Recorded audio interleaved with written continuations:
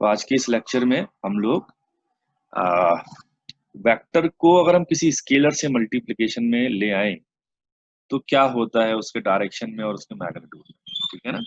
तो सारी बातें हम लोग क्या करने वाले हैं, एक डिटेल में करने वाले हैं ना। तो multiplication of vector with scalar. किसी स्केलर से आप मल्टीप्लाई करो किसी वेक्टर को तो क्या फर्क पड़ेगा ना।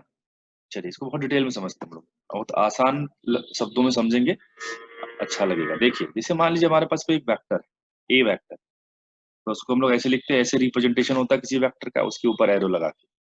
ठीक, इसका कुछ तो मैग्नीट्यूड होगा, कुछ तो डायरेक्शन होगा। मैंने मान लिया डायरेक्शन ये था, और ये दोनों जो 2 पॉइंट दिख रहे हैं अपने को, इन दोनों पॉइंट के बीच का जो डिस्टेंस आएगा उसे हम लोग क्या बोलेंगे, मैग्नीट्यूड है भाई उस पॉइंट का, उस वेक्टर का। सही है क्या, यहाँ से लेके यहाँ तक क्लियर। अच्छा, अब मान लीजिए कि हमारे पास कोई एक और वेक्टर आया, मैंने क्या किया, इस वेक्टर को किसी नंबर से मल्टीप्लाई कर, है ना। इससे मल्टीप्लाई कर दिया किसी नंबर से, तो मान लीजिए नंबर था 2।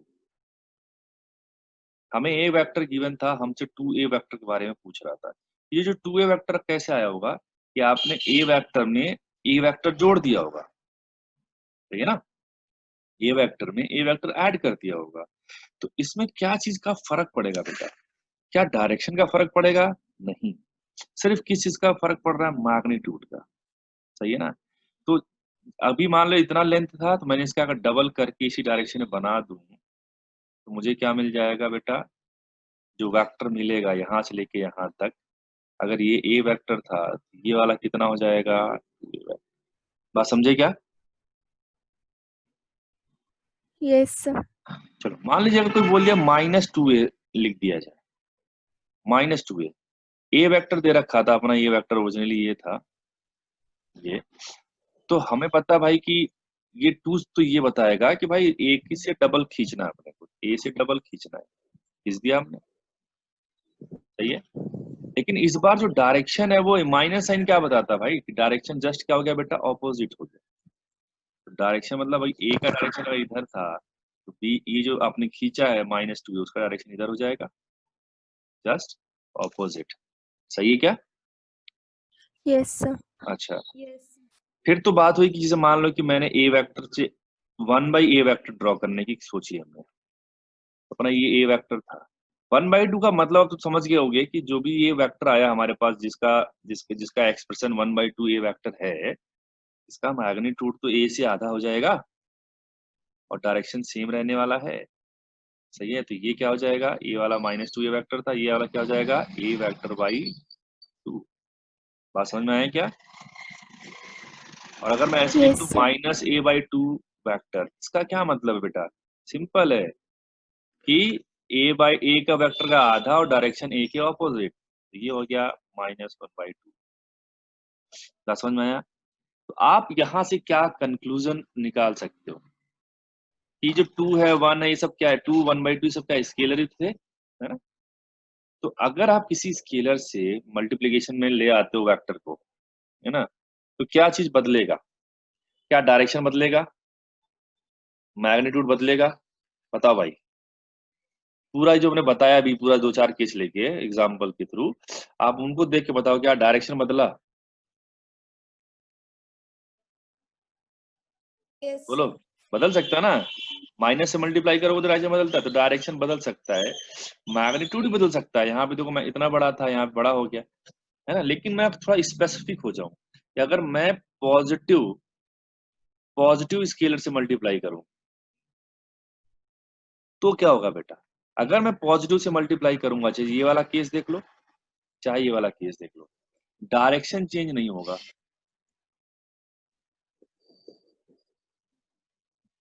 समझे क्या।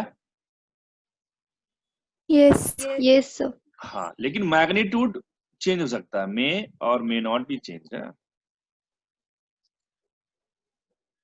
कैसे, कब चेंज नहीं होगा, कि जब ये जो हमने नंबर था यहाँ पे, ये नंबर अगर इसको 1 से मल्टीप्लाई कर दूंगा, इसी ए था, इसको अगर 1 से मल्टीप्लाई करोगे तो क्या आपको वही वेक्टर मिल जाएगा। सही है। तब तो मैग्नीट्यूड चेंज नहीं होगा। लेकिन अगर मैं 1 के अलावा किसी पॉजिटिव कांस्टेंट से मल्टीप्लाई करता हूँ, 2 से या 1/2 से या 3, 5 जिससे भी मल्टीप्लाई करूँ, क्या मैग्नीट्यूड बदल जाएगा? Yes sir. चलो अब नेगेटिव स्केलर की बात करते हैं। अगर नेगेटिव स्केलर से मल्टीप्लाई किया आपने, तो एक चीज तो डेफिनेटली चेंज होगी, वो है डायरेक्शन।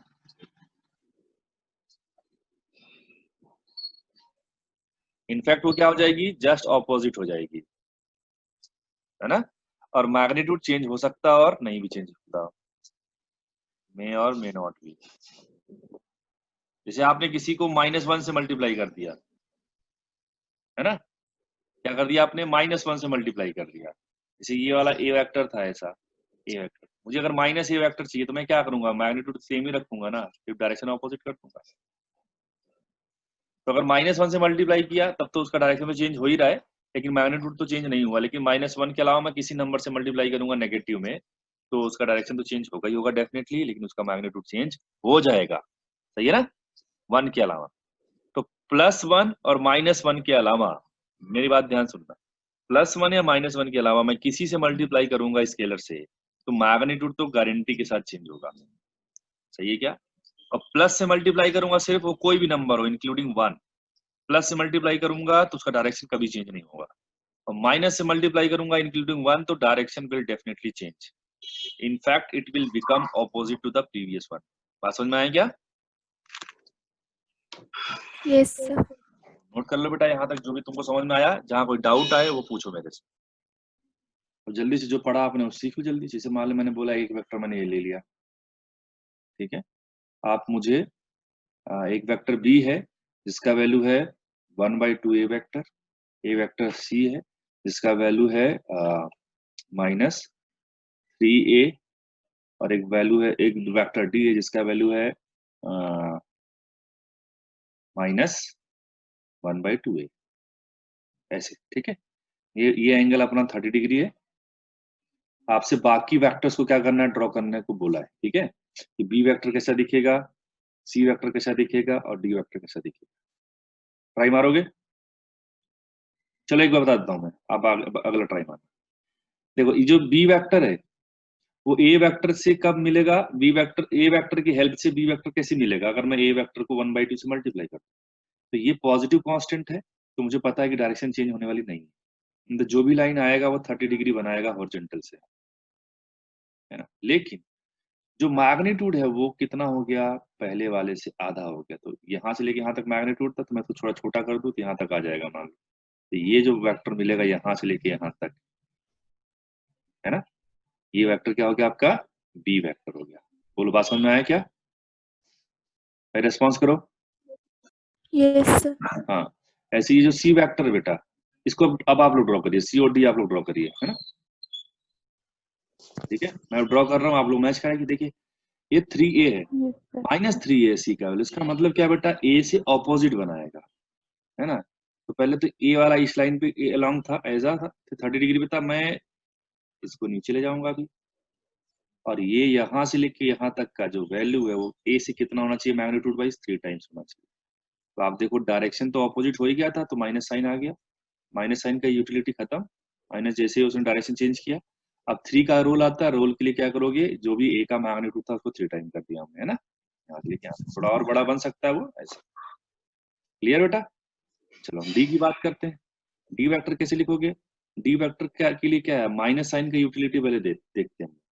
माइनस साइन के लिए क्या करोगे, जो ए वेक्टर था 30 डिग्री से तो उल्टा कर दिया, ये आ गया। उसका मैग्नीट्यूड का रोल आएगा अभी 1/2, 1/2 ये बोलता है भैया आधा कर दो इसका। मान लो यहाँ तक पूरा था तो आधा यहाँ तक आ जाएगा, तो ये अपना क्या हो जाएगा, डी -1/2। समझ में आया क्या? Yes sir. चलो ठीक है, ये था अपना सिंपल सिंपल छोटी छोटी चीजें। अब बात करते हैं हम लोग लॉ ऑफ वेक्टर एडिशन की। काफी इंपॉर्टेंट है जो भी मैं स्टार्ट करने जा रहा हूँ, तो ध्यान से सुनते रहना, ठीक है ना। हटा दूं इसको? Yes sir. देख, laws of vector addition, laws of vector addition. अच्छा ये है क्या, ये देख लो आप। ये वेक्टर जो है उसको जोड़ने का अपना एक अलग ही तरीका होता है ना। ऐसे नहीं कि जैसे मान लो 2+3 है तो आपने डायरेक्ट बिना सोचे समझे 5 लिख दिया बेटा, है ना। ये जोड़ने का तरीका अलग है ना। लेकिन मैं अगर बोलूँ कि 2 न्यूटन और 3 न्यूटन के 2 फोर्सेज हैं, क्योंकि फोर्स एक वेक्टर क्वांटिटी है, तो आप ऐसा नहीं बोल सकते कि सर 5 न्यूटन आ जाएगा डायरेक्ट, है ना। वो 5 न्यूटन आ भी सकता है और नहीं भी आ सकता है। वो इस बात पर भी डिपेंड करता है कि इनके बीच का एंगल कितना है बेटा, है ना। वही सारी चीजें हम लोग आज बात करेंगे कि दो स्केलर को ऐड करते वक्त हमने इतना कभी भी नहीं सोचा, हमने डायरेक्ट आंसर लिख दिया, है ना। जैसे 2 kg प्लस 3 kg बराबर 5 kg, 2 मीटर प्लस 3 मीटर बराबर 5 मीटर, डिस्टेंस हमने ऐड कर लिया। लेकिन अगर मैं फोर्सेस की बात कर रहा हूँ, वेलोसिटीज की बात करूंगा बाद में, तो ये इन सबको अगर हमें जोड़ना है तो हमें क्या ध्यान रखना है कि भाई डायरेक्शन क्या दे रखा है। बात समझो, डायरेक्शन अपना लोचा क्रिएट करेगा। तो हम आज के इस वीडियोस में हम लोग यही पढ़ेंगे कि भाई क्या करने वाले हैं हम लोग, कि ताकि हमारा काम जो है डायरेक्शन के साथ भी हम लोग डील कर ले जाएं, मैग्नीट्यूड जो दे रखा है उसके साथ भी डील कर ले जाएं, और ये भी देखेंगे कि जो आपका रिजल्ट है दोनों वेक्टर का, वो कैसे डिपेंड करता है एंगल पर, है ना। देखिए, तो जो पहला लॉ है इसका, बहुत सारे तरीके हैं इसके जोड़ने के बेटा वेक्टर के, है ना। जैसे क्या होता है, एक होता है टिप टू टेल मेथड। क्या होता है? Tip to tail method. इसका क्या मतलब, जरा मेरी बात गौर सुनना, है ना। जैसे मान लीजिए हमारे पास दो वेक्टर है। क्या बेटा, हमारे पास दो वेक्टर, एक वेक्टर अपने को ऐसा दे रखा है, ठीक। दूसरा वेक्टर अपने को जो है ऐसा दे रखा है। ये ए वेक्टर है, ये बी वेक्टर। हमें मान लो उनको जोड़ना है। क्या करना, हमें ए प्लस बी निकालना है, ठीक। ए प्लस बी निकालने के लिए क्या करना होता है वो देखो जरा आप, कि किसी एक को पहले ड्रॉ कर लो आप। जैसे मैंने ए को पहले ड्रॉ कर लिया, ठीक। तो इसका जो टिप है, मतलब ये हो गया। पहले वाले का टिप जहां खत्म होता है, दूसरे वाले का टेल वहीं से स्टार्ट कर दो। ये बी था, तो बी को मैंने यहीं से स्टार्ट किया, ऐसा। ये एंगल बनाते हुए जा रहा था, मैं कलर चेंज करता हूँ। ये देखिए, ये बी हो गया और ये अपना ए था। तो जब सारे वेक्टर खत्म हो जाए, टिप टू टेल, यहाँ दो ही लिया था तो दोनों हमारे यहाँ पे हो गए। तो आखिरी वाले का टेल और पहले वाले का, सॉरी, आखिरी वाले का टिप या हेड पहले वाले के टेल को ज्वाइन कर। तो ज्वाइन करने से जो वेक्टर मिलेगा अपने, ज्वाइन करने से जो वेक्टर मिलेगा, ये जो वेक्टर आएगा, ये वाला ये वेक्टर कहलाएगा ए वेक्टर प्लस बी वेक्टर। बात समझे क्या? बोले बेटा। Yes, sir. हाँ, यस Yes, सर। sir. चलिए, जैसे मान लीजिए हमारे पास दो से ज्यादा वेक्टर होते हैं, बहुत चीजें आसान है, बस समझते रहो कि मैं क्या कर रहा हूँ, मैंने मेरा करने का पैटर्न क्या है, आपका भी वही हो जाएगा एक टाइम बाद। देखिए, ये हो गया हमारे पास ए वेक्टर, एक कोई ऐसा है। ये अपने पास है बी वेक्टर, ठीक है। और ये अपने पास है सी वेक्टर, ठीक। हमें क्या करना बेटा, A vector plus B vector plus C vector निकालना, है ना। तो ये जो मेथड है, ये कितने वेक्टर हो आपका काम कर देगा, है ना। तो देखिए ध्यान से बेटा, मैं वन बाय वन करता हूँ। पहले मैंने ए को लिखा, है ना। आप जरूरी नहीं बेटा पहले ए को स्टार्ट करो, आप बी को बेस मान के स्टार्ट कर सकते हो, सी को भी मान के बेस स्टार्ट कर सकते हो, कोई बड़ी बात नहीं है। क्योंकि देखो ना, एडिशन में तो क्या ही है, बी प्लस ए प्लस सी बोलूं या सी प्लस ए प्लस बी बोलूं, कोई फर्क तो पड़ता नहीं बेटा। तो आप चाहे ए से स्टार्ट करो चाहे बी से स्टार्ट करो, आपकी मर्जी है, आपको रिजल्टेंट एकदम सेम मिलेगा ना। चलिए, तो मैंने बी ड्रॉ किया, बी को थोड़ा अलग कलर से दिखाता हूँ मैं। ये बी को मैंने ऐसे ड्रॉ कर लिया, ये वाला वेक्टर था, मैंने यहाँ दिखा दिया। और ऐसा नहीं दिखा सकता मैं, क्योंकि मैंने क्या पढ़ा बेटा, टिप टू टेल, है ना। टिप टू टेल मतलब पहले वाले के टिप से दूसरे वाले का टेल स्टार्ट होगा, मतलब इस तरीके से। समझ में आया बेटा? अब सी वाला वेक्टर देखो, सी वाला वेक्टर इधर जा रहा है, तो पहले वाले के दूसरे वाले, जहां दूसरा खत्म होता है, दूसरा खत्म हो मतलब उसका टिप, इसका टेल स्टार्ट होगा। तो ये कुछ इस तरीके से गया, ठीक। अब आखिरी वाले का ये टिप, पहले वाले का टेल को ज्वाइन करने से क्या मिलेगा अपने को, रिजल्टेंट मिलेगा। तो ये जो वेक्टर आएगा बेटा, ये वाला, ये वेक्टर क्या देगा अपने को, ये जो ब्लैक से ड्रॉ किया मैंने, ये क्या देगा हमें, ये देगा। बात समझ में आया क्या? R vector. आर को रिजल्टेंट बोलते हैं। बोलो, इतनी समझ में आई है बात अपने को? Yes, sir. Yes. पक्का? Yes, yes. अच्छा, अब देख, जिसे मान लेना कि अपने पास एक और बहुत छोटा सा स्पेशल केस लेता हूं मैं, कि मैंने देख एक वेक्टर ऐसे लिया और दूसरा वेक्टर भी इसी डायरेक्शन में ले लिया मैंने। ये ए वेक्टर था, ये बी वेक्टर।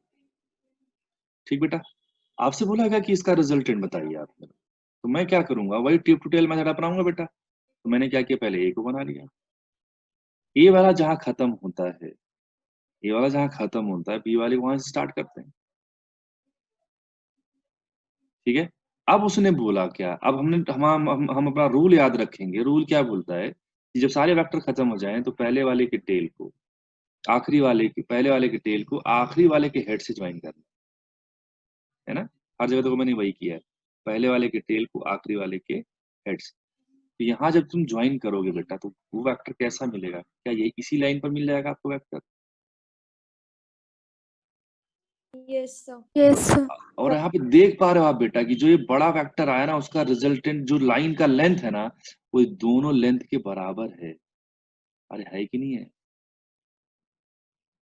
Yes, sir. हाँ, तो देखो यहाँ पर मान लो अगर ए का मैग्नीट्यूड 2 होता, ए का मैग्नीट्यूड 2 होता, बी का मैग्नीट्यूड जो होता वो 3 होता, तो मैं यहाँ पे लिख सकता था कि जो आर का मैग्नीट्यूड वो 5 आ जाता, है ना। लेकिन यहाँ पर मैं नहीं लिख सकता था, ये आपको दिख रहा है कि 5 तो एक ही केस में आएगा जब दोनों सेम डायरेक्शन में आएंगे। बोलो आएंगे कि नहीं आएंगे? Yes, sir. है ना। तो इस बात पे डिपेंड करता ना बेटा कि उनके बीच का डायरेक्शन क्या है कि नहीं? Yes, sir. हाँ, आप नोट कर लो जल्दी से बेटा, कोई डाउट आए मेरे को भेजो, पूछिए। देखिए, जैसे मान लीजिए हमने पढ़ा था कि जो डायरेक्शंस होते हैं ना, इधर हमने क्या बोल दिया था, नॉर्थ, इधर क्या बोल दिया था, साउथ, इधर ईस्ट, इधर वेस्ट। ठीक है ना। आपसे बोला गया क्या कि जिसे हम जानते हैं बेटा, डिस्प्लेसमेंट आपका एक वेक्टर क्वांटिटी होता है ना, डिस्प्लेसमेंट।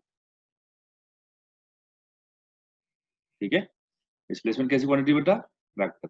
ठीक है, जैसे हमने अभी तक जो लिया था ए वेक्टर और बी वेक्टर, ये कोई से भी दो वेक्टर हो सकते हैं, वो डिस्प्लेसमेंट हो सकता है ना। डिस्प्लेसमेंट हो सकता है या फिर वेलोसिटी हो सकता है, कुछ कुछ भी। लेकिन एक बात हमेशा याद रखना कि जब भी दो वेक्टर को ऐड करते हो या सब्ट्रैक्ट करते हो ना, तो क्या चीज ध्यान में रखना है कि इन दोनों का नेचर सेम रहना चाहिए। जैसे अगर ये डिस्प्लेसमेंट हुआ तो इसको भी क्या होना पड़ेगा, डिस्प्लेसमेंट होना पड़ेगा। अगर ये वेलोसिटी हुआ तो उसको भी क्या होना पड़ेगा, वेलोसिटी। ऐसा नहीं है कि एक डिस्प्लेसमेंट हो गया और एक वेलोसिटी हो गया, ये कभी भी जुड़ नहीं सकते। तो दोनों का नेचर दो, दीज टू वेक्टर्स है ना, ए एंड बी, है ना, दीज हैव सेम नेचर, है ना, these are same type of physical quantities. अगर ऐसा नहीं हुआ तो आप उन्हें ऐड नहीं कर सकते बेटा। बात समझ में आया ना। ऐसा नहीं कोई से भी दो वेक्टर लाके आप ऐड कर लो ना, वो दोनों आपस में सेम नेचर के होने चाहिए। समझ में आया? मतलब वेलोसिटी है तो वेलोसिटी जुड़ेगा, फोर्स है तो फोर्स के साथ फोर्स ही जुड़ेगा, फोर्स के साथ साथ वेलोसिटी आप नहीं जोड़ सकते। ठीक है ना। चलिए, हमारे पास क्वेश्चन एक था ये कि एक बॉय है जो 4 मीटर साउथ में चलता है, 6 मीटर चलता है साउथ में, है ना, 6 मीटर इन साउथ, है ना। देन क्या करता है वो, 8 मीटर चलता है ईस्ट में। आपसे बोला फाइंड डिस्प्लेसमेंट। ठीक है, तो मैं सिचुएशन को ड्रॉ करता हूँ बेटा। ये यहाँ से स्टार्ट करता हूँ मैं, ये अपना ओरिजिन मान लो। वो 8 मीटर चलता साउथ में, मतलब कहाँ चलेगा वो, साउथ मतलब नीचे इधर जाए। ये 8 मीटर चल गया, मान लिया 8 मीटर यहाँ पहुंचा। उसके बाद क्या कर रहा है वो, तो एक वेक्टर तो अपना ये हो गया बेटा, ये एक वेक्टर हो गया अपना, है ना, एक वेक्टर ये हो गया। फिर कहाँ चलता है बेटा वो, सॉरी ये 6 मीटर था, साउथ में 6 मीटर चलता है। फिर वो चलता है 8 मीटर इन आपका ईस्ट में। तो ईस्ट इधर इस डायरेक्शन में, तो मैं इधर बनाऊंगा। तो यहाँ इसका टेल, इसका टिप है, दूसरे का टेल स्टार्ट होगा तो यहाँ जाएगा। सही है ना बेटा। अब हमें रिजल्टेंट निकालना है इन दोनों का, तो मैं रिजल्टेंट के क्या करता हूँ, इनिशियल पहले वाले का टेल पकड़ता हूँ, दूसरे वाले का हेड पकड़ता हूँ, क्या करता हूँ, ज्वाइन करता हूँ। बोल बेटा, समझ में आया क्या? Yes, sir. अब हमें क्या करना, उसका मैग्नीट्यूड निकालना, डिस्प्लेसमेंट का क्या निकालना, मैग्नीट्यूड। तो अभी अगर मुझे बहुत ज्यादा वेक्टर नहीं भी आता होगा तो भी मेरा काम हो जाएगा, क्योंकि ये राइट एंगल ट्राइंगल बन रहा है, ये साइड 6 है, ये साइड 8 मीटर है, तो ये वाली साइड कितना हो जाएगा, 6 स्क्वायर प्लस 8 स्क्वायर हो जाएगा। 10. हाँ गुड, शाबाश। तो 10 मीटर, ये हमारा आंसर। बात समझ में आया क्या? सिंपल था एकदम। क्लियर है क्या Yes. बेटा? हाँ चलिए, Yes, sir. इसको भी नोट कर लो, जल्दी से नोट कर लीजिए।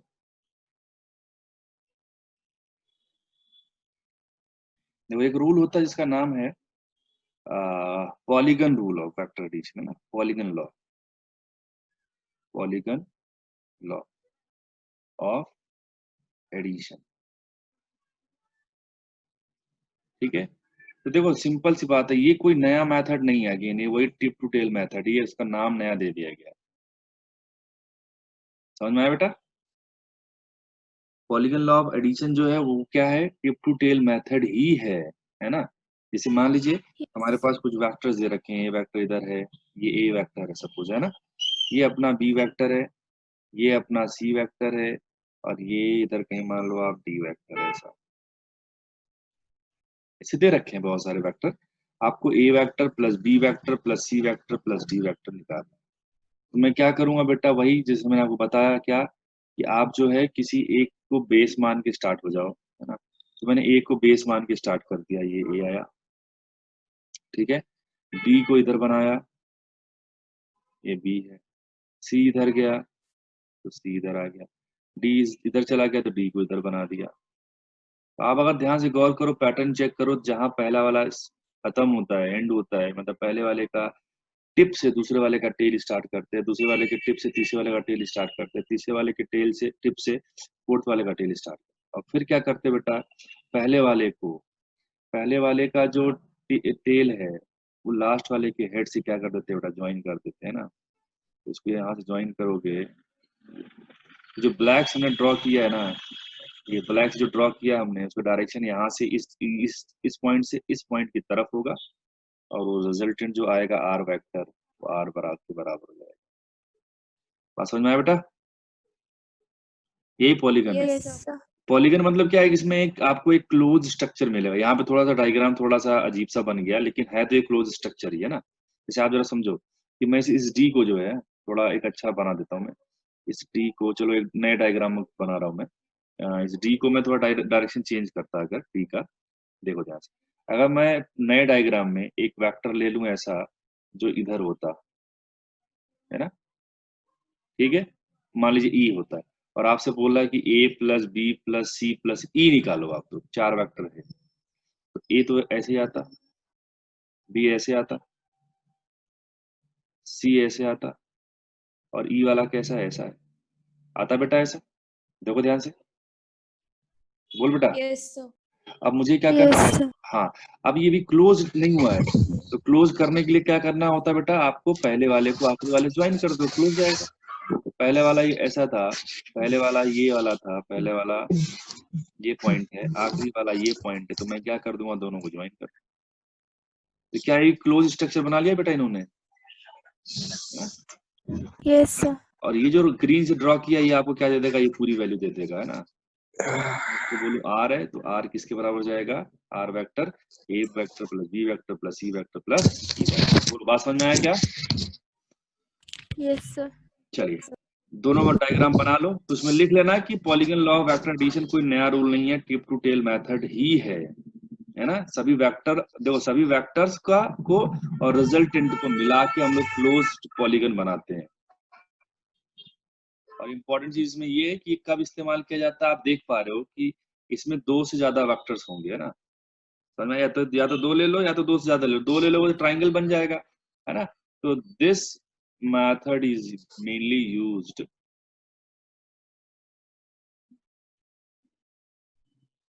है ना, at generally more than two vectors, है ना, मोर than two vectors.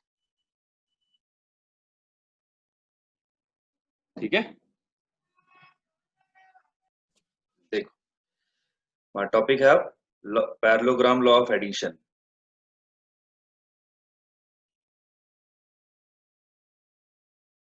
Law of addition, ठीक है। देखो कैसे ऐड करते हैं भाई, ये कैसे, ये कौन सा मेथड इसे वेक्टर को ऐड किया, बहुत आसान है। देखिए कुछ स्टेप्स हैं वो मैं लिख देता हूँ जल्दी से, ताकि आपको बहुत आसानी रहे बाद में उसको करने के लिए। देखिए पहला स्टेप है, step number 1, keep two vectors such that, keep, आप साथ साथ लिखते चलो मेरे साथ, keep two vectors such that, ठीक है, there tales coincide.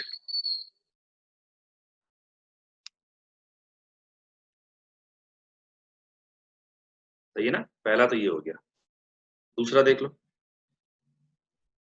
Draw parallel vectors to both of them,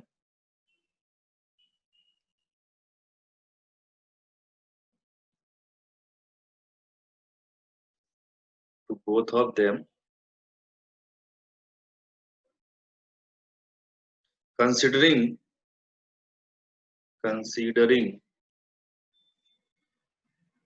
both of them as sides of a parallelogram। Third देखो, then the diagonal drawn from then diagonal drawn from the point where tails coincide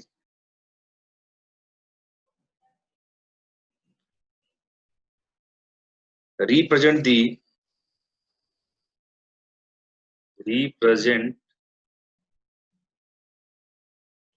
the sum of two vectors with its tail at point of coincidence of point of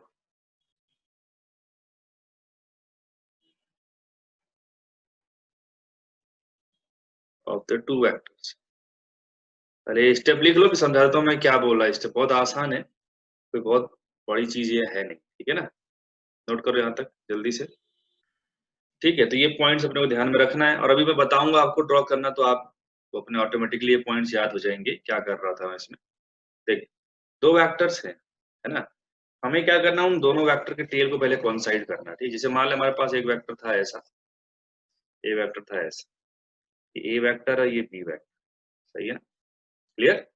तो हम क्या करें, पहले दोनों tell को मिलाएंगे। तो ये पहला वाले का था, दोनों दूसरे का टेल ये वाला है, इसके टेल को मिलाएंगे तो ऐसा बनेगा ये, सही है। और फिर क्या करना है कि इनको क्या मान लेना है कि दो एडजेसेंट साइड्स हैं किसके, एक पैरेललोग्राम की। तो उसके लिए हमें पैरेलल लाइंस ड्रॉ करना पड़ेगा या पैरेलल वेक्टर ड्रॉ करना पड़ेगा, सही है ना। तो मैंने क्या किया, पैरेलल वेक्टर्स ड्रॉ किए। देख इसके टिप से इसके पैरेलल खींचूंगा लाइन में, इसके टिप से बी के पैरेलल लाइन खींचूंगा,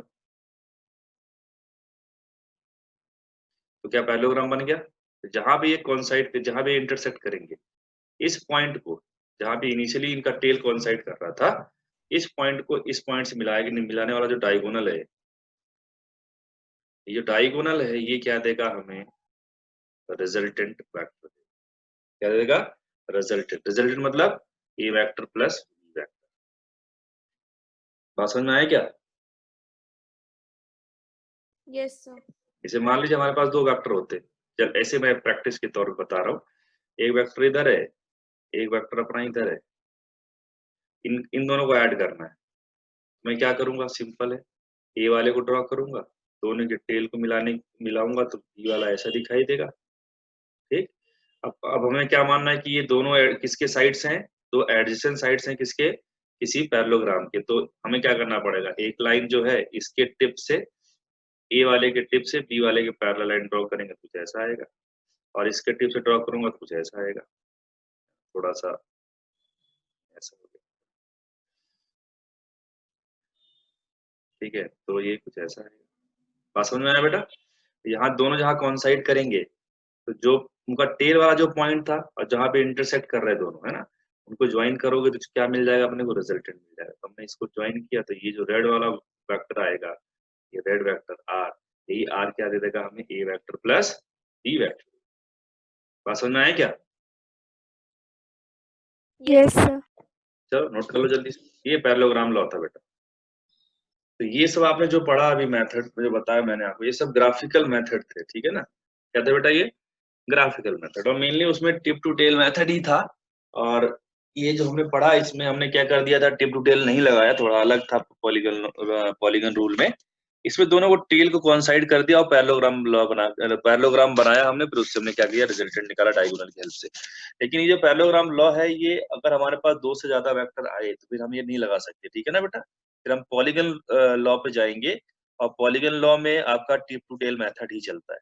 तो ज्यादा अच्छा क्या है, आप क्या समझ लो, आप टिप टू टेल मेथड आना चाहिए, सही है ना? अगर आप गौर से देखो ना तो ये जो रिजल्टेंट आया ना ये वाला, ये टिप टू टेल मेथड से भी आ सकता है। ये देखो, ये ए वेक्टर है, ये बी वेक्टर है। मैं पहला एग्जांपल को रीड्रॉ कर रहा हूँ। तो देखो, ए वेक्टर ऐसा आएगा, ए वेक्टर जहां खत्म होगा बी वेक्टर वहां स्टार्ट कर दो, टिप टू टेल। देखो जरा ध्यान से, ये रिजल्टेंट देखो, ये वाला लाइन देखो ग्रीन वाली, ये रेड वाले से मैच कर रही कि नहीं कर रही है? बोल बेटा, Yes, sir. है ना? तो वही, कोई नई बातें नहीं है। आपका ज्यादा अच्छा वही है कि आप कौन सा याद रखते हो, टिप टू टेल ज्यादा अच्छा है, लेकिन ठीक है, पैरेललोग्राम लॉ बहुत फेमस है तो हम लोग इसको भी क्या करते हैं, ध्यान में रखते हैं, सही है ना? चलिए, अब हम जो बात करने वाले हैं इसके एनालिटिकल, हम लोग इसका एनालिसिस करने वाले हैं कि भाई कैसे हम लोग वेक्टर का रिजल्टेंट का मैग्नीट्यूड निकालेंगे, कैसे हम लोग उसका डायरेक्शन पता करेंगे, है ना? ये सारी बातों के लिए हमें कुछ क्या करना पड़ेगा, एनालिटिकल मेथड करना पड़ेगा हमें इस्तेमाल, ठीक है? तो कुछ नया चीज नहीं, सिंपल ज्योमेट्री का इस्तेमाल है। देखो, जैसे मान लीजिए हमारे पास दो वेक्टर थे, है ना? वही अपना ए वेक्टर और बी वेक्टर, मैंने उनको अभी टेल से ज्वाइन करके डायरेक्ट बना के दिखा रहा हूँ आपको। ये ए वेक्टर था, ये बी वेक्टर था, इनके बीच का एंगल क्या मान लिया हमने? थीटा मान लिया। क्या मान लिया भाई? थीटा। मैं सपोज पैरेललोग्राम लॉ का इस्तेमाल कर रहा हूँ, तो मुझे एक पैरेललोग्राम बनाना पड़ेगा। तो यहाँ से पैरेलल लाइन खींचा ए के, और यहाँ से पैरेलल लाइन खींचा बी के, ठीक है बेटा? तो मैंने बताया था कि ये जो रिजल्टेंट, ये जो लाइन आएगा, ये जो वेक्टर मिलेगा जो डायगोनल के अलोंग है, वो रिजल्टेंट मिल जाएगा ए और बी के, सही है ना? ठीक है, मान लीजिए कि ये और Yes, अपना जो, हाँ, ये जो अपना, इसको मैं नेमिंग कर देता हूँ, ये पी है, पॉइंट ये क्यू है, ये आर है, ये एस है ना? तो अगर पी क्यू लिखूं, ये चीज क्या है बेटा? ए का मैग्नीट्यूड है। लेंथ ऑफ पी क्यू क्या है? ए का मैग्नीट्यूड है कि नहीं? ये सबको समझ में आ रहा है क्या? बोलो yes, भाई। sir. हाँ, अगर पीएस की बात करो, पीएस क्या है? बी का मैग्नीट्यूड है। अगर मैं क्यू पी आर बोलूं, तो क्या वो आर वेक्टर का मैग्नीट्यूड है? सही है ना? लेंथ ही तो होता है भाई, वेक्टर का जो लेंथ है वही तो मैग्नीट्यूड होता है। चलिए, अगर मैं इसको सिंपल ए लिख दूं, समझ जाना मैं मैग्नीट्यूड की बात कर रहा हूँ। इसको मैं बी लिखूंगा सिंपल आर। अगर आर लिखा बिना किसी एरो के, समझ लेना कि आर के मैग्नीट्यूड की बात चल रही है। मैं सिंपल ए लिखा, समझ लेना क्या लिख रहा हूं मैं? ए के मैग्नीट्यूड की। बार बार ऐसे लिखने से अच्छा है कि मैं ऐसे लिखूंगा सिंपल, सही है ना? चलो, अब हमें क्या करना है कि कुछ कुछ चीजें हमें फाइंड करनी है उनके मैग्नीट्यूड के फॉर्म, आर का जो वैल्यू है, आर को ए और बी के टर्म्स में निकाल, थीटा के टर्म्स में। देख मैंने क्या किया, इस लाइन को थोड़ा आगे बढ़ाया, ठीक है, और यहाँ से एक परपेंडिकुलर ड्रॉप किया, यहाँ से एक परपेंडिकुलर ड्रॉप किया इसमें। अगर ये एंगल थीटा है तो ये वाला एंगल भी थीटा हो जाएगा। देखो ना, पैरेलल साइड था ना भाई। Yes, sir. जितना एंगल Yes. हॉरिजॉन्टल लाइन से पीएस बनाएगा, उतना ही एंगल तो क्यू आर भी बनाएगा ना, पैरेलल है तो। चलिए, इसको हमने एक टी नाम दे दिया, इस पॉइंट को टी दे दिया, ठीक। ओके, मैं ट्राइंगल आर क्यू टी की बात करता हूँ। सबको दिखा क्या? एक राइट एंगल ट्राइंगल है, बोलो भाई। Yes sir. चलो जरा cos थीटा लगाओ इसमें, cos थीटा। cos थीटा क्या होता है? cos थीटा क्या होता है भाई? बेस अपॉन हाइपोटेनियस है ना। बेस कितना है? QT है, और हाइपोटेनियस कितना है? QR है। QT जो आएगा यहाँ से वो QR cos थीटा के बराबर आएगा कि नहीं आएगा? ठीक है। अच्छा QR कितना है? जो QR है वही तो PS है, देखो ध्यान से। QR का जो लेंथ है बेटा PS के बराबर है कि नहीं है? Yes sir. तो ये B के बराबर हो जाएगा। B के मैग्नीट्यूड क्या, और B के मैग्नीट्यूड को मैं सिंपल B से दिखा रहा हूँ। ये कितना हो गया बेटा? B cos theta. तो QT तो आ गया। मैं RT निकालने के लिए क्या करूंगा? साइन थीटा लगाऊंगा सेम ट्राइंगल में। साइन थीटा क्या होता है भाई? परपेंडिकुलर। तो परपेंडिकुलर हो गया RT, सामने वाली साइड हाइपोटेनियस QR। तो RT कितना हो जाएगा? QR sine theta. QR अभी कितना बोला मैंने? B, तो कितना हो जाएगा? B sine theta. तो QT मिल गया अपने को, RT मिल गया, ये दोनों मिल गया अपने को। अब बड़ा वाला ट्राइंगल देखो बेटा। बड़े वाले ट्राइंगल में, ट्राइंगल कौन सा? राइट एंगल ट्राइंगल अगेन है। PRT सबको दिखा गया? Yes sir. Yes, sir. हाँ, PRT में जो PT है बेटा, PT उसको मैं लिख सकता हूँ PQ प्लस QT। देखो एक बार, जो PT है यहाँ से लेके यहाँ तक PT, उसको PQ प्लस QT लिख सकता हूँ ना। यस। PQ कितना है बेटा? A का मैग्नीट्यूड है। देखो जो PQ है उसका लेंथ कितना है? A के बराबर है, A लिख दिया। QT कितना सॉल्व किया आपने? B cos थीटा, वो भी लिखते हैं यहाँ पे B cos थीटा। ऐसे अगर मैं बात करूं PR की, तो PR तुम्हारे पास R के बराबर था। अगर मैं एक पाइथागोरस थ्योरम लगाऊं बेटा, तो पाइथागोरस थ्योरम ये बोलता है कि जो PR का स्क्वायर आएगा, है ना, PR जो आएगा उसका वैल्यू आएगा PT का स्क्वायर प्लस RT का स्क्वायर। बोलो ये एग्री करते हो? Yes, sir. ठीक है। अब इसमें कुछ नहीं Yes, करना sir. बेटा, PT की वैल्यू पुट करना जो अभी हमने यहाँ से निकाली, ये वाली, और RT की वैल्यू यहाँ से निकाली हमने B sin थीटा, उसका वैल्यू पुट करना है। पहले यहाँ तक नोट करो, आगे भी सॉल्व करता हूँ। तो यहाँ तक हमने देख लिया बेटा। अब हमें वैल्यूज पुट करनी है ना। तो PR कितना हो जाएगा? यहाँ से इस डब्बे को आगे कंटिन्यू कर रहा हूं मैं, सारी वैल्यूज पुट करते। देख PT कितना था? A plus B cos theta, A plus B cos theta का होल स्क्वायर, है ना। ध्यान से देखते रहना, एक बार में सब समझ में आ जाएगा। RT कितना था? B साइन थीटा था, तो B साइन थीटा का ये होल स्क्वायर। चलो इसको ओपन करते हैं हम लोग। तो A प्लस बी का होल स्क्वायर कितना होता है? A square plus B square plus 2AB। तो वही मैं करने वाला हूँ। पहले वाले का स्क्वायर, दूसरे वाले का स्क्वायर, और फिर दोनों का मल्टीप्लीकेशन के साथ 2AB cos थीटा, और इसको ओपन करेंगे तो आएगा B square sine square theta. सही है ना बेटा? इसको देखो, इस टर्म को देखो और इस टर्म को देखो, इन दोनों में कौन कॉमन आ रहा है बेटा? B स्क्वायर कॉमन आ रहा है। तो मैंने B स्क्वायर कॉमन आया लिया, तो कितना बचा? cos square theta plus sine square theta बच जाएगा, और एक टर्म अपनी ये बच जाएगी 2AB cos थीटा। बोले स्टेप समझ में आया सबको ये वाला? Yes, sir. Yes. चलो, क्या ये आइडेंटिटी जिसका वैल्यू 1 होता है? Yes, sir. ये सिंपल क्या हो गया? 2AB cos थीटा और A square plus B square, ये क्या आ गया? रिजल्टेंट आ गया PR। समझ में आया बेटा? तो ये रिजल्टेंट आ गया हमारे पास, किसका? रिजल्टेंट का मैग्नीट्यूड आ गया इनफैक्ट, है ना। रिजल्टेंट के मैग्नीट्यूड का वैल्यू कितना है? A square plus B square plus 2AB cos theta. ठीक है। तो अगले वाली क्लास में हम लोग इसके आगे का एनालिसिस करेंगे। तब तक मैं आपको एक छोटा सा एक्सरसाइज ये दे रहा हूँ। इसमें आप थीटा इक्वल टू 0 रखना, थीटा 90 रखना दूसरे केस में, और थर्ड केस में थीटा 180 रखना, और रिजल्टेंट की वैल्यू निकाल के बताना in term of A and B। बात समझ में आएगा? इन तीनों केस में रिजल्टेंट बताना। तो नेक्स्ट क्लास में हम आगे कंटिन्यू करेंगे, ठीक है।